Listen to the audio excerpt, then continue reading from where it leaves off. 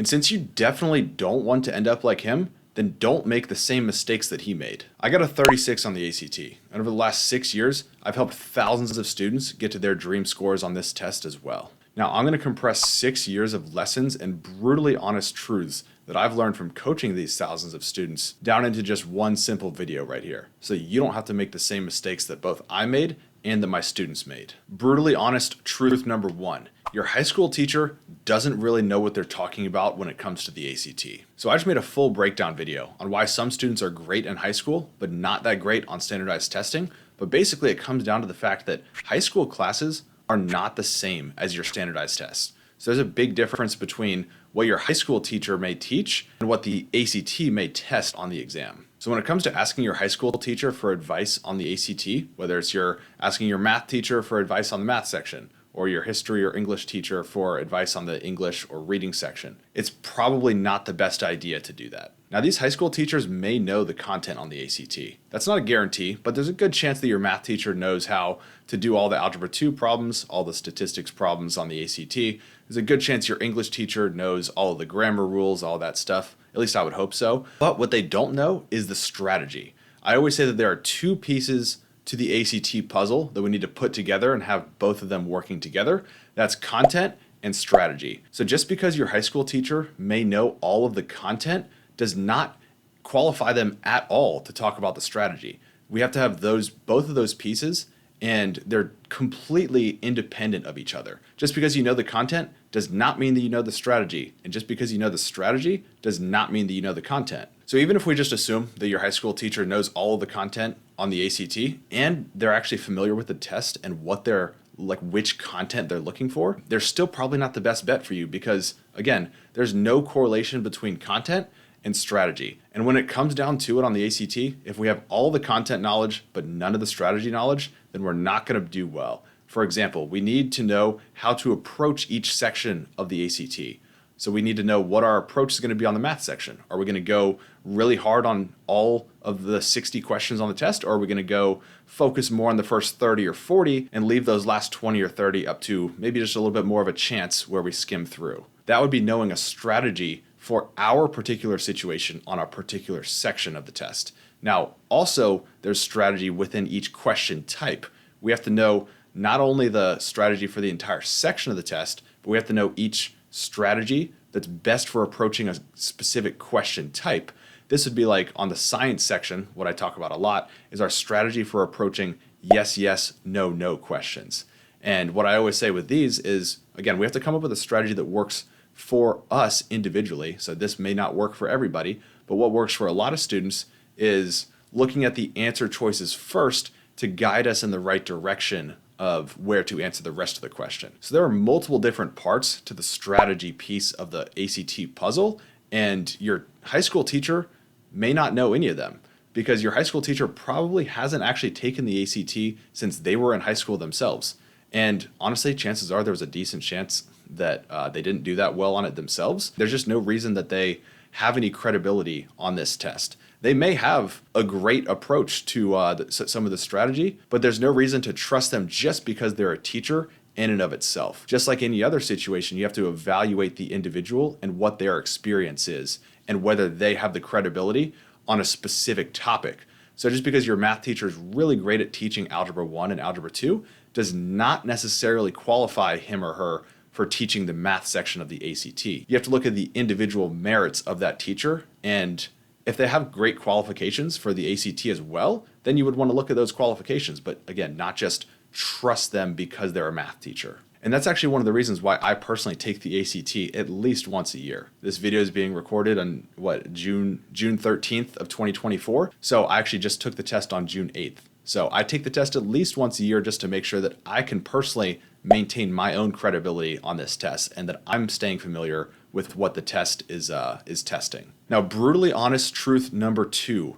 You probably don't know what true learning looks like. Now, the definition of true learning that I've been using more recently is being presented with the same set of circumstances and having a different response to those same set of circumstances. That is when true learning has occurred. And so the only way that you know that you've learned something is when you're presented with the same situation and you act differently. And the example that I've been using recently to show what true learning is, and I stole this from somebody else, so I'm not trying to take credit for it, but the example is that if I hold up a red flag in front of your face on one day, and then after I hold up that red flag, I slap you in the face, and then the next day we come back and we're in the same situation, I hold up another red flag, and I slap you in the face again and you don't do anything, you don't duck or you don't avoid it in any way, or you don't try and slap me first, then you have not learned anything.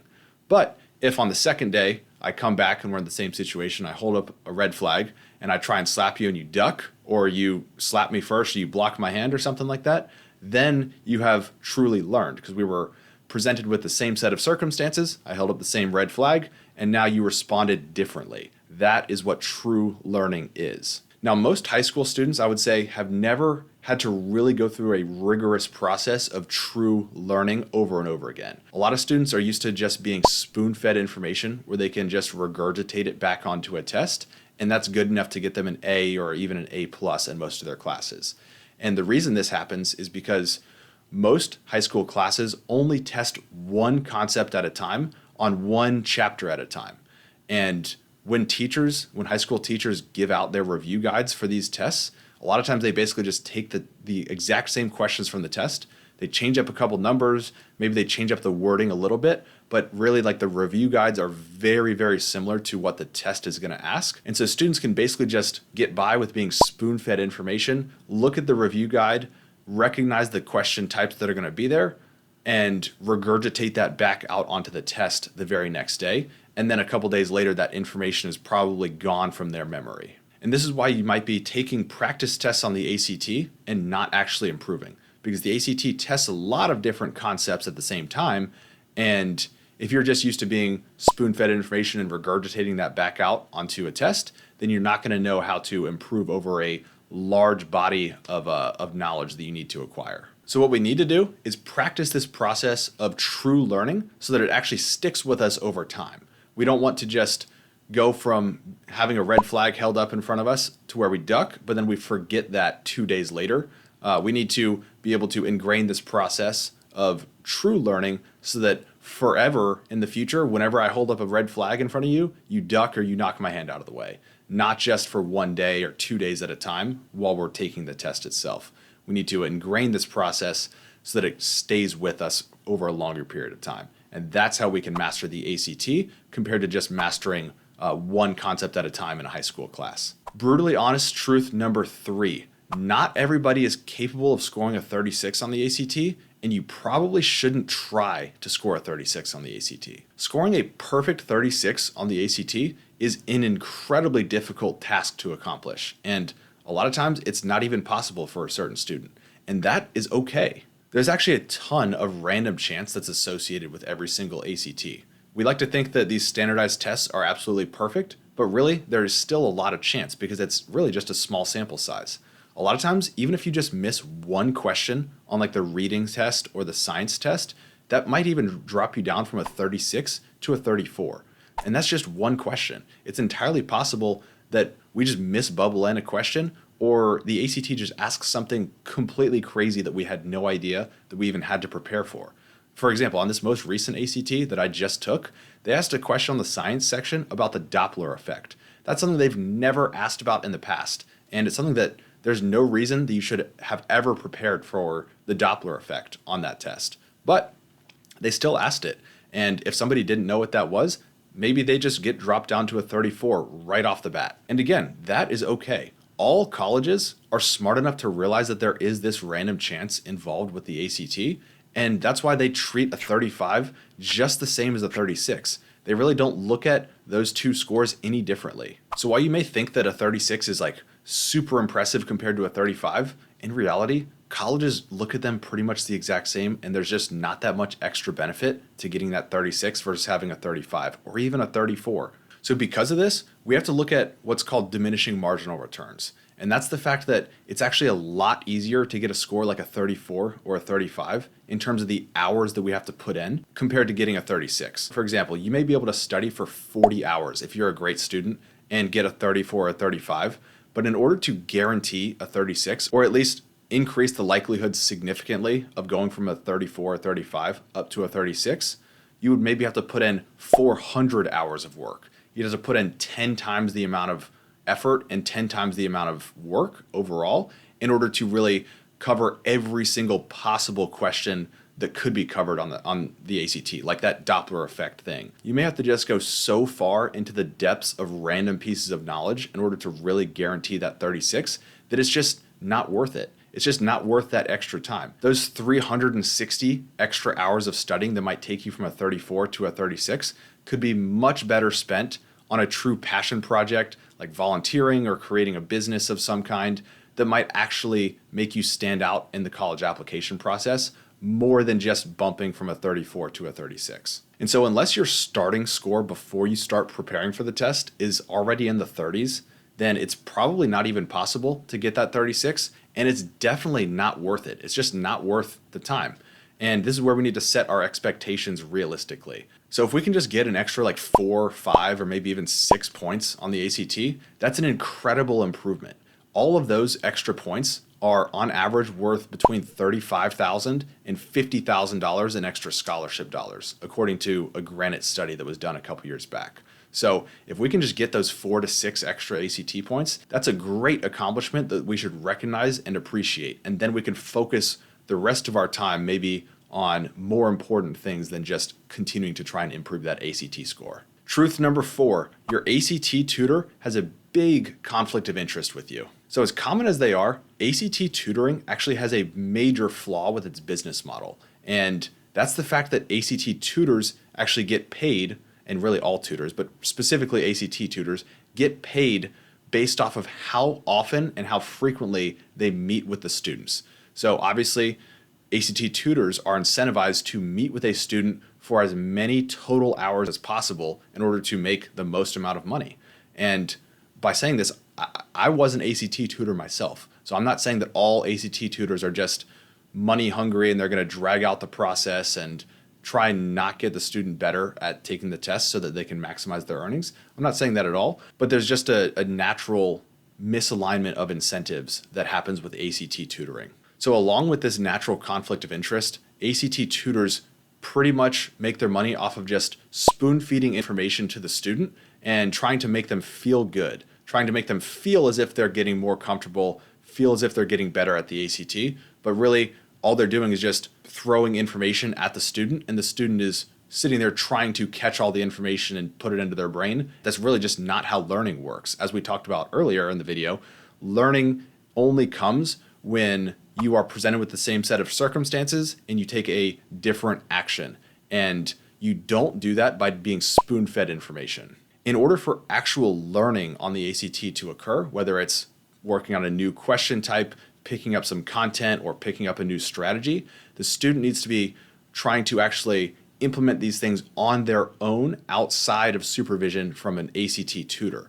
And that's where that inherent conflict of interest comes up from the ACT tutor, because the tutor is trying to get to meet with the student as often as possible, and learning only occurs when the student is separate from the tutor. So that's where I just don't think that tutoring is really a viable option for ACT preparation at all. And now, brutally honest, ACT truth number 5, you are not focused enough to actually improve your score. I always talk about doing things in the most efficient way possible. And the way that I do this is finding whatever my highest priority things are first and knocking those out because they're highest priority. Now on the ACT, we do the exact same thing. We start with our highest priority items first, highest priority question types. We work through those, and then we work through our lower priority question types.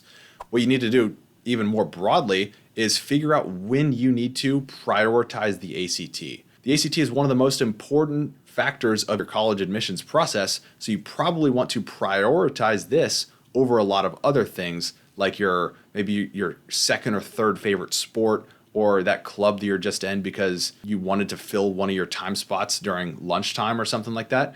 You should probably look at all the things that you're doing and prioritize which ones are most important during which periods of time they might be the most important. I've seen a ton of students just try and juggle way too many things at the same time, and it ends up being that they are never able to make progress on any one of those things. They're trying to be in 3 clubs, 2 sports.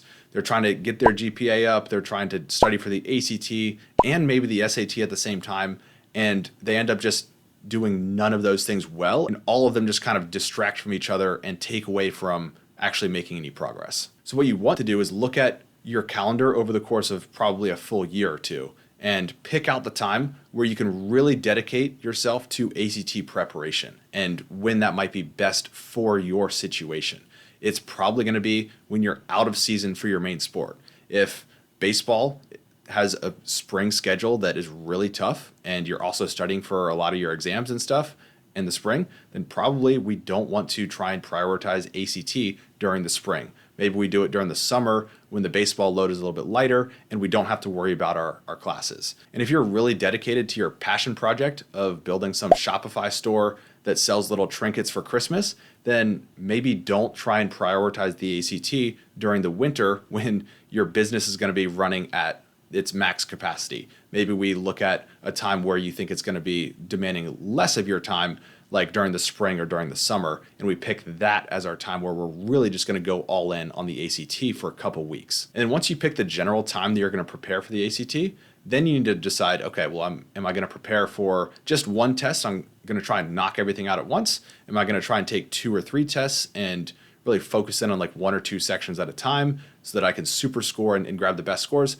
Whatever it is, you want to identify what your plan is over the entire timeline, not just kind of haphazardly go into one test and say, well, let me just try and do the best that I can and maybe I'll take another test in the future if I need to. No, you want to come up with a plan from the beginning so you know what your schedule is going to look like and you know when you can prioritize your other activities over the ACT. And overall, while we are prepping for the ACT, you would want to dedicate at least 5 hours a week of your time towards just ACT prep. This is going to depend on how many tests you're preparing for, how long you're going to do this preparation for, but at least 5 hours is what I would say is the bare minimum, where ideally we're prepping for probably 10 hours a week, and then maybe on the max we're doing 15 or so hours a week, and that's if we're really trying to cram this into a shorter timeline. Ideally, we're in the 10-hour range, but really between 5 and 15 hours a week is where we're really going to see the best return on that time investment. So plan for 5 to 15 hours a week accordingly. And if you do it correctly, then you will never have to prepare for the ACT again, and then you can focus on all your other stuff. So if you like free lessons like this that show you how to get the best ACT score, get into the best colleges, earn the most scholarship dollars, then stay tuned both here on YouTube and over on Instagram as well, because I'm putting out a lot of great information on both of these platforms. And if you want me to personally coach your student to get 4 extra ACT points or even more than that in the most efficient way possible, then check out the video description down below, or just go over to my Instagram page, click on the message button on the Instagram profile, and send me a message with the word boost. That lets me know that you're interested in my coaching system, and it bumps you up to the front of my inbox. I see and respond to all messages on Instagram, but if I see the word boost, it lets me know that you're interested in my coaching program, so it'll bump you up in front of everybody else, and we'll discuss a custom plan for your student's individual ACT situation. Other than that, stay tuned to the channels, and I will see you in the next one.